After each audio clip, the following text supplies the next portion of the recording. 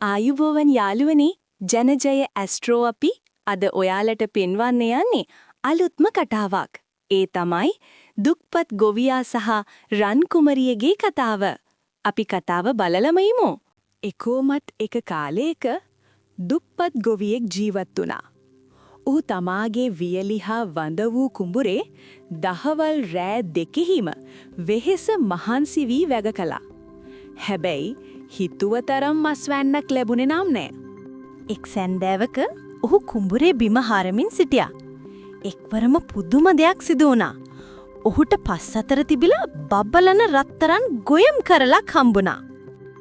ඔහු ප්‍රවේශමෙන් රත්තරන් වී කරල ගෙදර අරන් ගියා. වී කරල හම්බුණ සතුට ඔහුට දරා ගන්න බෑ. රාත්‍රිය උදා වුණා. එක පාරටම වී කරලෙන් කුමරියක් පහළ වුණා.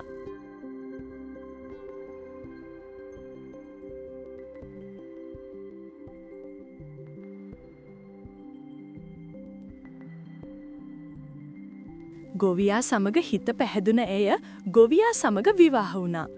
ගොවියාට වඩාත් හොඳ කාලයක් උදා වුණා. කුමරිය ගොවියාගේ කුඹුර හොඳින් බලාගත්තා. ඇගේ රැකවරණේ යටතේ ගොවියාගේ කුඹුර මුළු ගමේම වඩාත්ම කොළ පැහැති හා වඩාත්ම සාරවත් කුඹුර බවට පත් වුණා. ගොවියාගේ දියුණුව දැක්ක අසල්වැසියෙක් සිටියා. ඔහු ගොවියාට ගොඩක් ඊර්ෂ්‍යා කළා. ඔහුට ඕන වුණා ගොවියාගේ දියුණුවට හේතුව සොයාගන්න.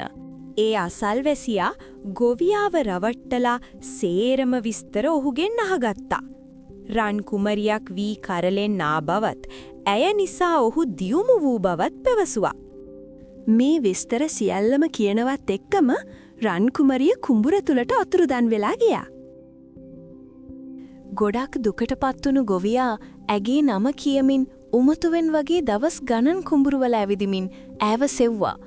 ඔහු දවසින් දවස දුර්වල වුණා. අසනීප වුණා. අවසානයේදී ගොවියා සෝභා දහමට සෑම විටම ගරු කරන බවටත් කුමරියගේ රහස් රකින්න බවටත් නිතරම පැවසුවා. එකවරම කුමරිය නැවතත් කුඹුර තුලින් මතු වුණා. නැවතත් කුඹුර කලින් තිබුණටත් වැඩියෙන් සරුවට වැඩුණා. ගොවියාට හරිම සතුටුයි. ඕන් පසුව ආදරයෙන් කල්ගත කළා. ඔන්න යාළුවනි, අද අපි බැලුවේ අලුත්ම විදිහේ කතාවක්.